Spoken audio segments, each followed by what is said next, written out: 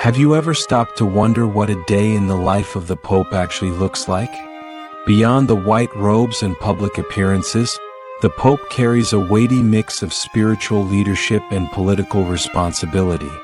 In this episode, we pull back the curtain on the daily life of the Pope, his duties, decisions, and the unique position he holds as both the head of the Catholic Church and the sovereign of Vatican City.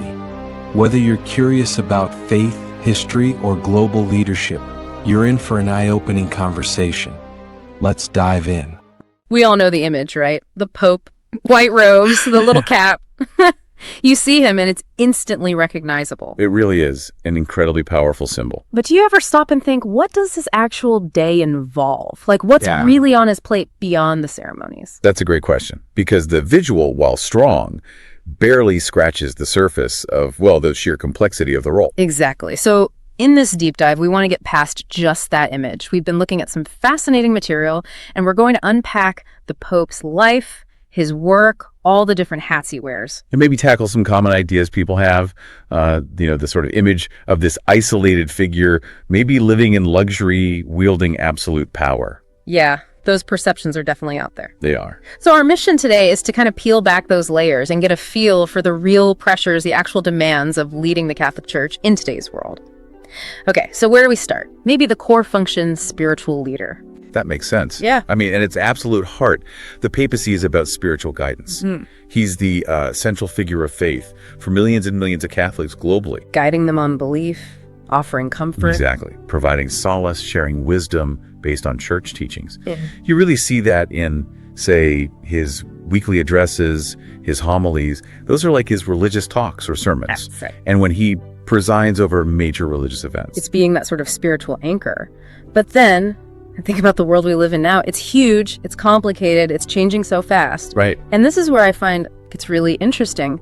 How does someone so rooted in, centuries of tradition deal with something like social media or these massive shifts in social norms we're seeing? That is a central challenge, absolutely. The context he operates in, it's unlike any before.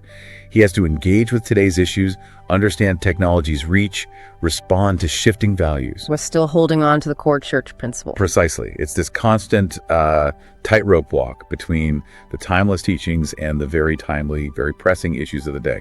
Okay, and what about decision making? When big choices need to be made within the church, is it really just one guy calling all the shots? The material we looked at suggests that idea of absolute unchecked power is, well, maybe another misconception. It definitely is. While, yes, the Pope holds a unique and authoritative position, the actual process involves a lot of collaboration. He works very closely with cardinals, with other key church leaders. So it's more consultative. Very much so. Major decisions usually come after a lot of discussion, weighing different views within the church hierarchy. It's actually quite fascinating to think about that dynamic, the interplay between that collaborative structure and the Pope's ultimate authority. How does that shape things? That's a really good point. Okay, so building on that internal picture, let's look outward. How does the Pope interact with the wider world, specifically the political sphere? And just to be clear, we're not talking Democrat, Republican, that kind of thing. No, not partisan politics. It's more about how the Pope uses his platform to engage with world leaders on these really big global issues. Like poverty, inequality. Exactly. Human rights, peace, things that transcend political divides. His meetings with presidents, prime ministers, his interventions on the world stage, they're aimed at highlighting these fundamental human concerns, often advocating for the most vulnerable people. It feels like that must be an incredibly delicate balance, though.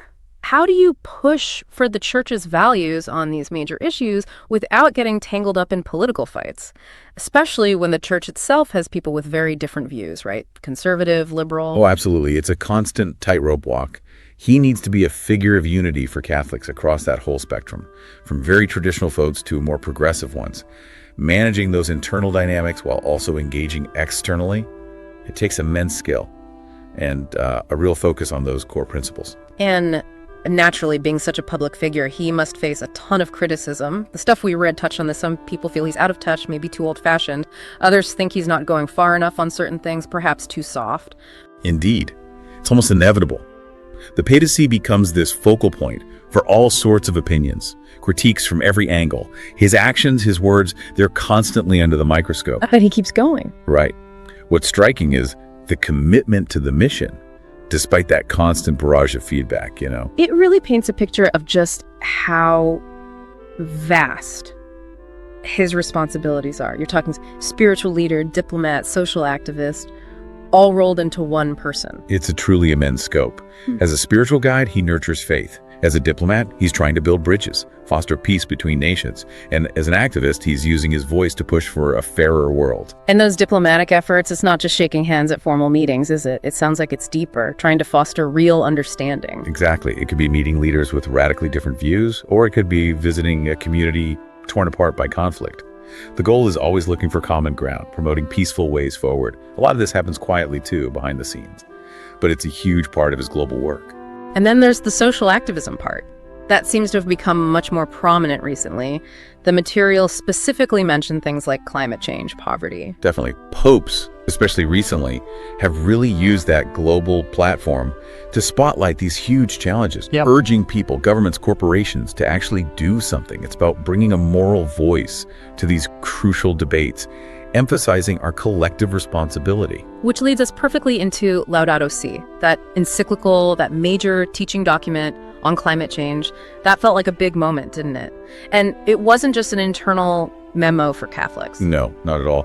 Laudato Si was really quite groundbreaking. Its audience was explicitly all people of goodwill. It was this powerful plea for a united global response to the environmental crisis. And it connected the environment to social justice, right? Crucially, yes. It highlighted how environmental damage disproportionately harms the poorest, the most vulnerable communities.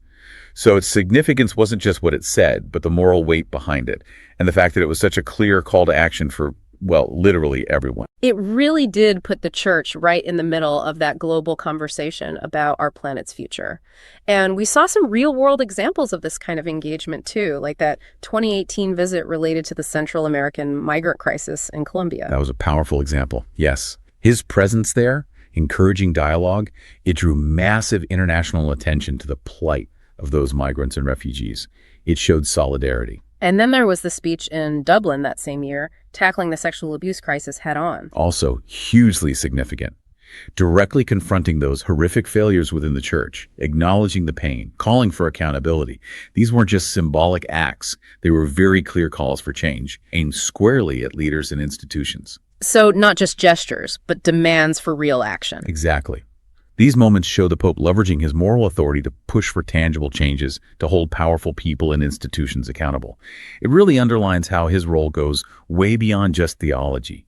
It impacts critical aspects of human life worldwide. So if we kind of zoom out, try to see the whole picture, what is the Pope's overall role in society today? It feels so much more complex than maybe many people assume.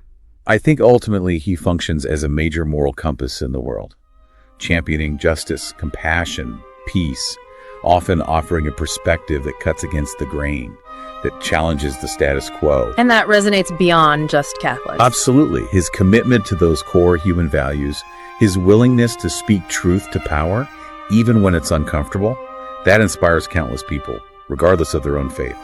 His leadership makes a profound impact just by consistently advocating for a more humane, more just world. For anyone just learning about this, it really shows how interconnected global issues and religious leadership can be. It's clearly evolved far beyond a purely traditional religious box. Okay, so we've covered a lot here, the spiritual core, navigating modern complexities, the diplomacy, the activism. It really is an incredibly intricate and demanding position. It really is.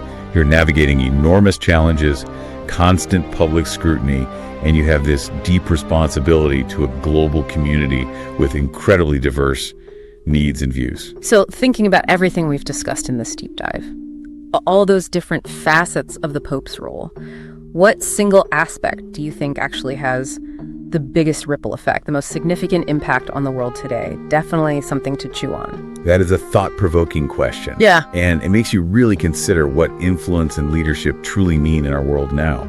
This deep dive gives you a snapshot, maybe exploring some of those specific things we mentioned, like Laudato Si, could give you an even deeper sense of their reach and what they mean long-term.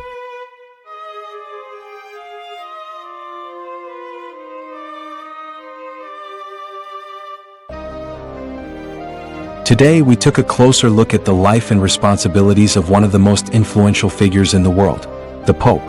From guiding the spiritual lives of over 1 billion Catholics to navigating the complexities of international diplomacy and leading a sovereign city-state, the Pope's daily routine is anything but ordinary. His role is a unique blend of sacred duty and global leadership, reminding us of the delicate balance between faith and function. Thanks for joining us as we uncovered the layers behind the title and explored what the Pope really does. Don't forget to subscribe, leave a review, and share this episode if you learned something new. Until next time, stay curious, stay thoughtful.